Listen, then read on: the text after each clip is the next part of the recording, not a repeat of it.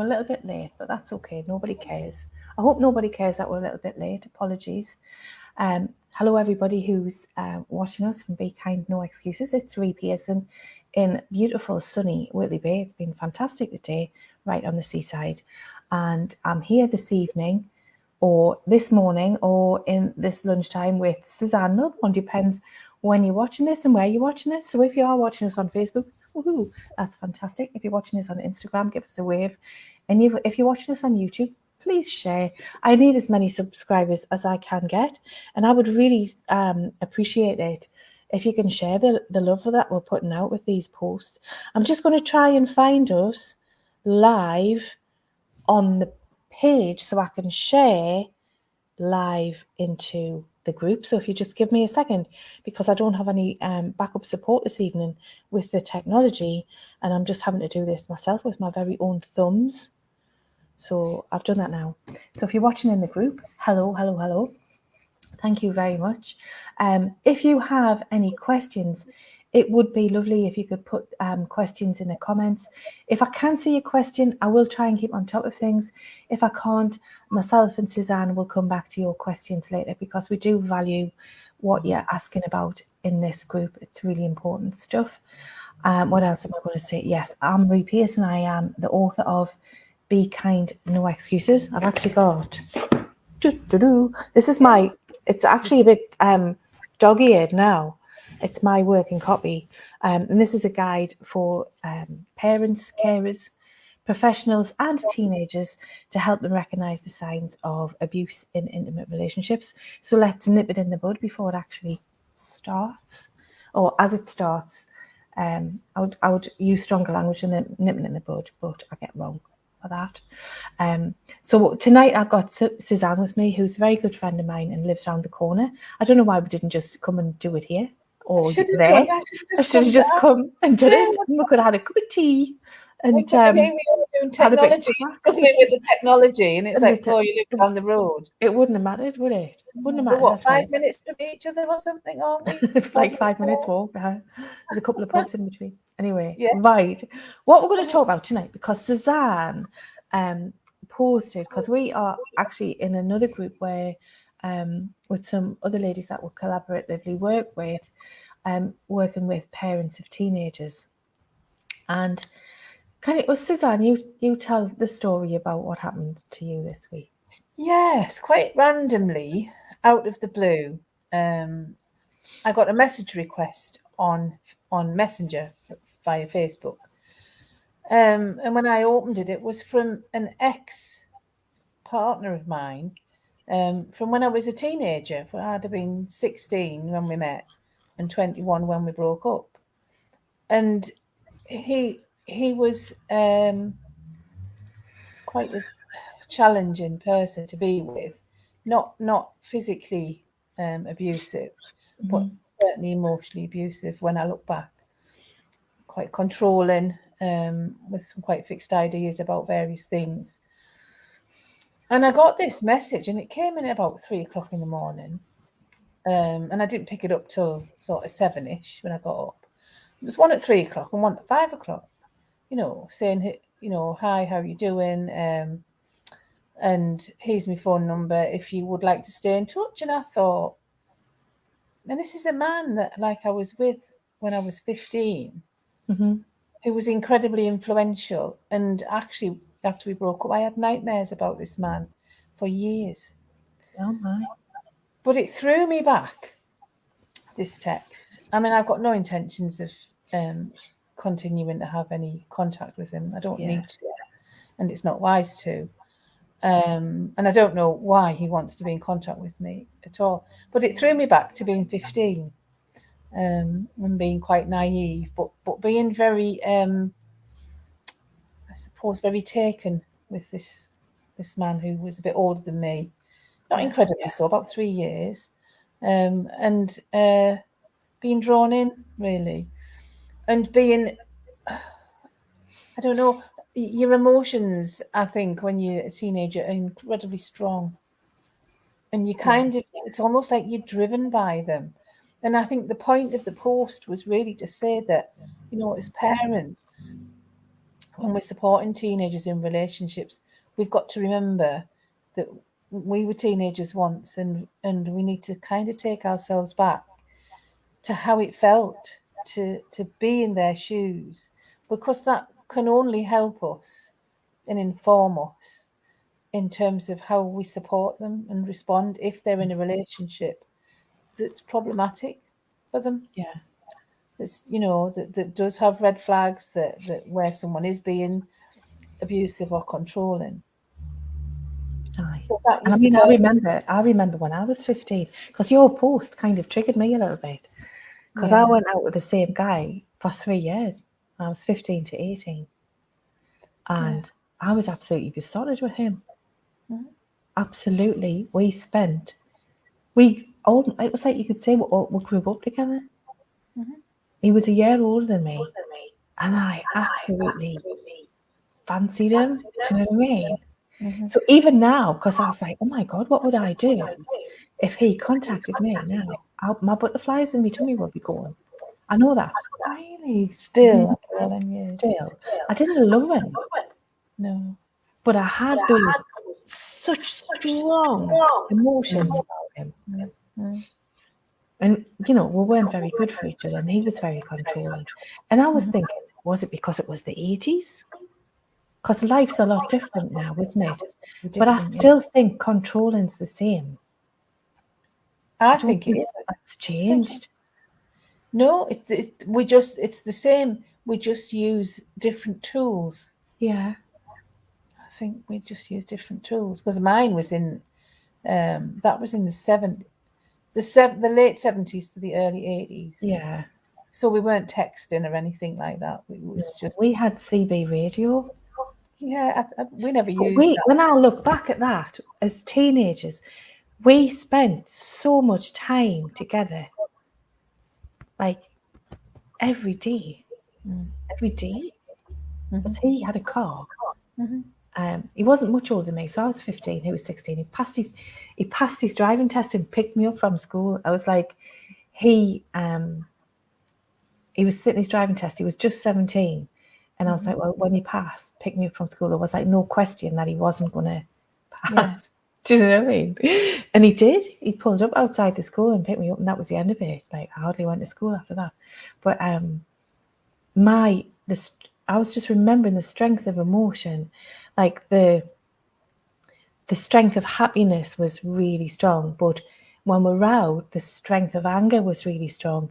And if I was upset, the strength of sadness was really strong. It was like extreme. Uh-huh. And I Totally. think if Sorry, if go on. if my mother had said, or my parents had said to me, he's controlled, I don't think they would have, because probably they thought that him controlling me was a good thing. Do you know what I mean? You don't. And not in a bad way, but I was kind of wild. Yeah. I was a bit flighty, but But you are, I think, as teenagers, you're just coming into your emotions and your hormones and everything like that. You're just coming into that period of your life where you're getting used to having that in your body, aren't you? So dealing with those feelings. yeah, and I think it's because great. really we're supposed to sort of like get together and have babies, because that's the healthiest time to have babies, isn't it? When you're in your teens. Driven by biology, isn't it? Biology is really a big driver. Yeah. But that did that, and I just think you're right. We need to remember as parents just how strong those emotions are. It's actually triggered me, not just thinking about that person, but other people who I had relationships with around that time, sort of after he and I had broken up, or before he and I were together in those teenage years, and how strongly I felt about people, and how important relationships were to me. I can remember studying for what was O levels then, and CSEs. We have different now, don't we? Yeah. But I couldn't concentrate on them because my biology was just boys all the time. Yeah. And I think parents, certainly, when I was a parent, it was quite frustrating sometimes to hear boys all the time. But thinking about it, you just think, well, it's biology, like, and it's a really difficult time for people, isn't it? Because they've got all this school stuff going on that they have to. It's a bad time. It's a bad time to do that because your headspace is not there. It's like somewhere else. Yeah, absolutely, which is biology. So it's just like sort of made me think about how we respond to our teenage children. We have to remember what it feels like to be there. Definitely. Thank you for that, Suzanne. You I know? just keep thinking back to how crazy I was then. Like, yeah. And the things I would have done to have been with that person as well. You know, we talk a lot about red flags, don't we? When we get together and we talk about how we're really passionate about teaching teenagers what those are so that we can protect them from relationships that are harmful. But actually, when you look at that perspective with those feelings, how much more difficult I think it would be for a teenager to move out of a relationship that showed those red flags than it is for somebody who's perhaps a bit more mature in age. Yeah, because you're like a bit besotted, aren't you? Very besotted, yeah. Yeah. And haven't got your brain hasn't developed fully until you're about 25. So you haven't got the cognitive ability really to go, well, actually, that's not right. Kind of led by your hormones, aren't you? By your hormones. My God, hormones. Right. So tell us a little bit about you, Suzanne. You've got a magazine coming up, haven't you? Tell us about your magazine. The magazine came on the back of a few things, really. For a long time, as long as I can remember, I've been incredibly interested in mental health, and I'm also incredibly interested in and involved in things around intimate partner abuse, and having had some experiences myself and done a bit of work around that, and read your wonderful book, Ree, which I think probably was instrumental in saving me from a lot of pain. And made me realise, because I went through something more recently, and realised, partly because of the book, that what was happening to me. And the fact that I really enjoy writing sparked me into wanting to create this magazine. So it's called Mindsand Magazine, and initially it'll be online.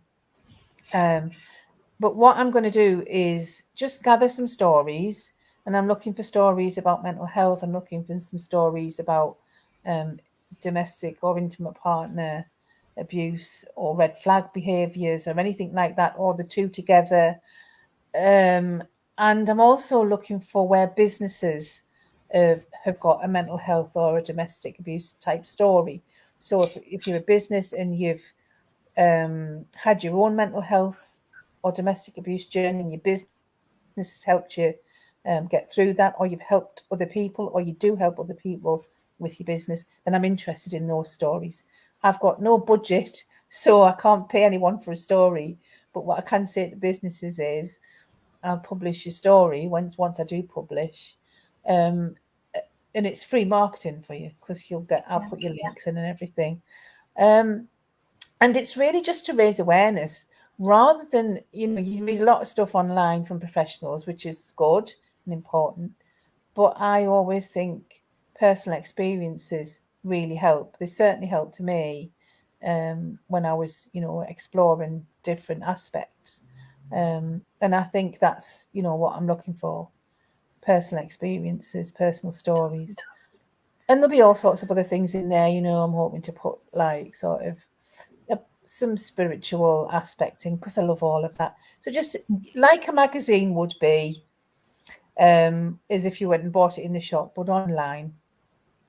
So if you're interested in sharing a story, I'd love to hear from you.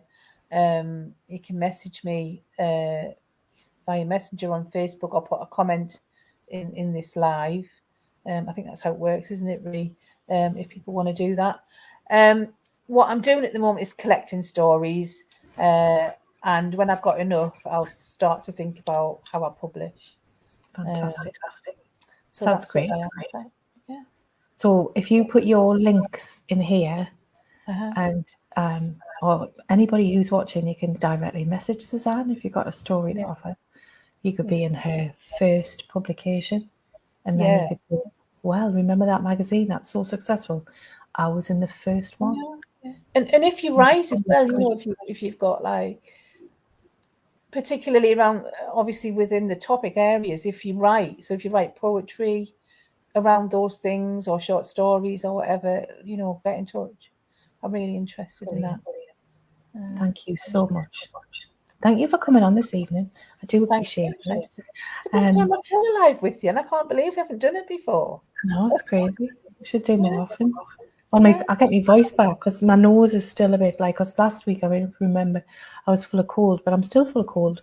But I was in bed like proper poorly last week. So I was like, I can't do that. No.